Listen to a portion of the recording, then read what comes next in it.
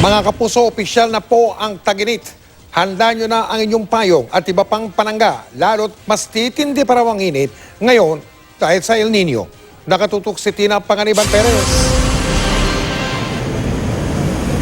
Nanghihina ka na ba sa tindi ng init? Nangangawit na sa kakapaypay? Maghanda pa sa mas mainit pang panahon dahil opisyal nang idineklara ng Pag-asa ngayong araw ang simula ng dry season o panahon ng tag-init. Dry season na po talaga. Wala na po tayong amihan. Mas maaga nagsimula ang dry season o panahon ng tag-init ngayong taon. Noong nakaraang taon kasi, Abril pa ito idineklara at ang inaasahang temperatura mas mainit kaysa karaniwang nararanasan. Ayon sa Pag-asa, posibleng umabot sa 40.7 degrees Celsius ang temperatura sa Tuguegarao ngayong tag-init. 38.2 naman sa Metro Manila. Normal dito sa atin sa Science Garden, mga ganitong panahon, ay 36. So kung titingnan po natin, mataas talaga yung 38. Pero mas titindi pa raw ang init dahil sa El Nino. Base sa rainfall forecast ng Pag-asa, maraming lugar sa bansa ang makararanas ng way below normal at below normal rainfall sa Abril. Dumami pa yung lugar na nagkakaroon ng drought doon sa buwan ng Abril. Expected natin hahaba pa yung ating dry period. Kasi medyo slightly ang forecast natin is slight delayed in the onset of rainy season. Sa Albay, mahigit 100 milyong pisong halaga na ng mga pananimang nasira. Wala nang dumadaloy na tubig sa irigasyon, kaya hindi na matubigan ng maayos ang mga palayan.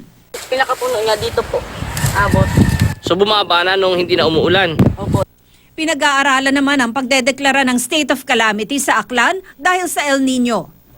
Sa mga nangangamba sa supply nila ng tubig, sa ngayon, 196.7 meters ang antas ng tubig sa Angat Dam.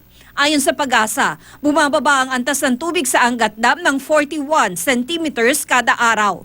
Kung magpapatuloy ito, below normal na ang antas ng tubig sa Angat sa loob ng 12 araw. Inaasahan namang uulan na sa Mayo hanggang Agosto. Sa katunayan, ilang bagyo ang inaasahang papasok sa bansa. Pero inaasahan ko konti raw ulit ang ulan habang padulo ng taon, lalo na sa Visayas at Mindanao. Base po sa forecast ng Pag-asa, as of now, posible siya magtapos until end of June 2019. But there are models na nagsasabi na posibleng magtuloy-tuloy itong weak El Nino condition until end of this year or even first quarter of next year. Kailangan pa rin tayo magtipid sa tubig upang hindi masyadong malala ang maging problema kung sakali man. Bukod sa kakulangan ng tubig, dumadalas din ang mga forest fire tuwing tag-init. Tulad nito sa Bontoc Mountain Province at sa Bangged Abra. Mabilis kumalat ang apoy dahil tuyo ang mga damo at dahon. Naapula din naman ang apoy. Tina Panganiban Perez, Nakatutok, 24 Oras.